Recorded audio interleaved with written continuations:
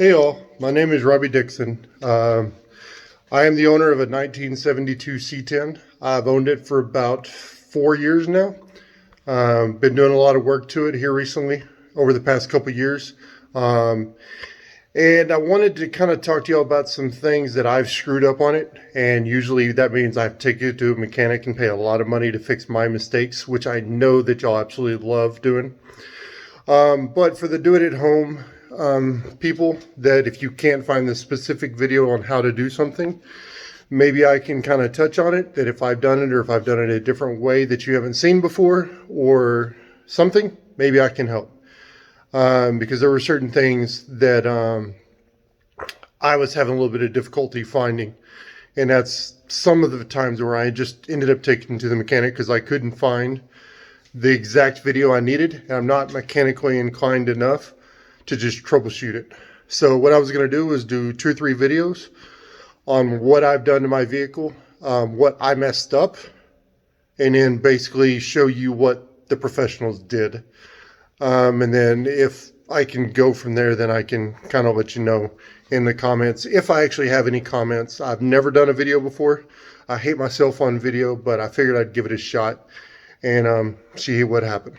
So let me turn this camera around. So all I'm going to do on this video is go over my engine compartment. See if I can zoom out. Okay, I can do a little bit. Okay, so the inner fenders came out. I like the fact that I could see the suspension. So I'm not a fan of the tubs that are fiberglass or plastic or anything like that. So I got a pair of trailer fenders. These are, I believe, 13 inches wide.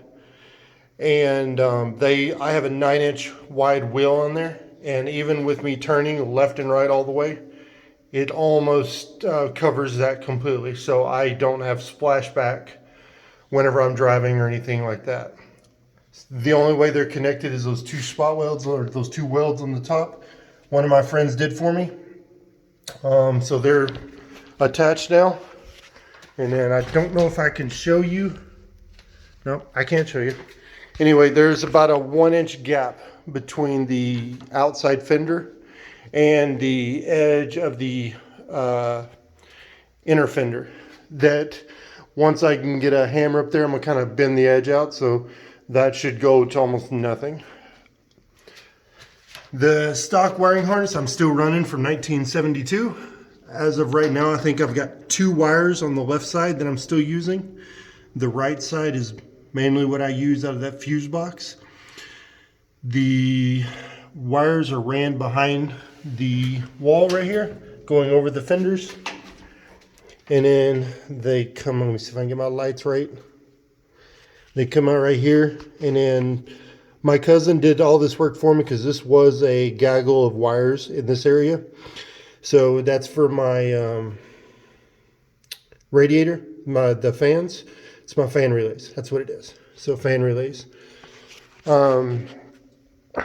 Still running power brakes. One of the problems or bad things that I did was I did an AN fitting for the power steering line. So note to self, don't do this. It was at the mechanic shop and they were turning it and it popped off while they were turning. They fixed it and they said, you're good, but I need to get a PTFE line ASAP, basically before I can drive it. If I'm going straight distance, they said you're fine, but as soon as you got to turn it hard left or hard right, you're probably going to blow that line again. So that's the wrong way to do it, just to let you know. I'm running a BP Automotive wiring harness for my LM7 swap. This is an LM7 out of a 2000 Tahoe. Had roughly 100,000 miles on it whenever I bought it. I've put maybe 100 miles on it since I've bought it and had it installed, everything. I've probably had this thing in the shop 6 or 7 different times over the past year and a half. And it's because I'm doing what I can, or I think I'm supposed to be doing right. And then I usually end up messing it up and letting the professionals do the work, whatever I can afford at the time. So one of the things that I was told when asking people and that I saw on YouTube is that you could use a stock radiator. When I actually used the stock radiator and put the LM7 in, the kept overheating. Got the Champion radiator with 2 electric fans. The electric fans were pretty easy to install. The wiring was the hardest part of it, which my cousin did for me. I've had no issues with overheating since I put this new radiator in. With the stock radiator, it was not big enough. It ran okay for my crate 350 that was in when I bought the truck. That's what the owner had. It worked well for that, but not for the LM7. So 1 or 2 people I've seen told me that I could use the stock one. For whatever reason, I couldn't use it because it was overheating. This is an eBay special for the air intake. It works just fine. My cousin built a bracket for it so that it's sturdy, so I'm not worried about bouncing around or anything like that. It's not contacting anything. So that's definitely money well worth it, rather than paying the extra amount that I really don't have anyway for one of those really expensive air intakes. Some of the wiring going back here over the top, and of course, again, I tried to run it behind the fender right here. And then there's some of my wiring harnesses and stuff like that.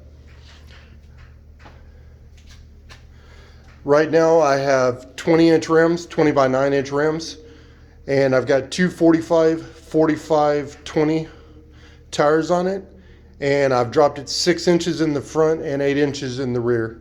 I've got it tilted up on its right side now because I got the drive shaft out of it, but so that's why I'm not really going to show you that because it really wouldn't do you any good anyway. But the wheels tuck in nicely, and it's the exact height I wanted. BP Automotive, as I said, was the wiring harness that I used. My mistake was that I found where bank 1 and bank 2 wiring should go. I wired it up. We were literally cranking on this thing for about 2 hours. And then someone came over to help me, and Ford and Chevy are opposite, we found out. So if you do, make sure you're looking at a Chevy and not a Ford, because I had the banks flipped, and as soon as I flipped them, the thing cranked over, no issues. I had to put an F-body, a Camaro Oil Pan underneath this due to the cross member underneath not fitting. LSX, I think you can see some of them. Yeah, LSX has those coverings right there. There's that covering. I believe there's one more somewhere. I just don't remember where it's at. And then also bought the engine mounts from them.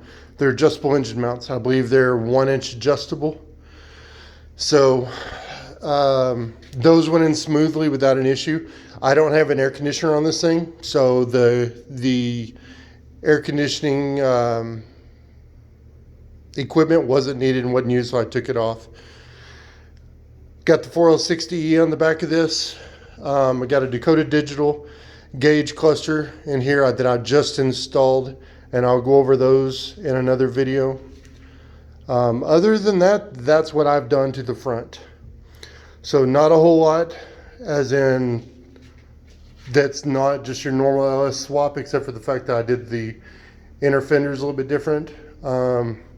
If there's any specifics on questions on what I did and how messed up it is, that's fine. I'm sure every mechanic will pick this apart, but it's what I've done and what I've got, and I'm learning every day. So if nothing else, that's what I'm getting out of it. So if you got any criticism, that's fine.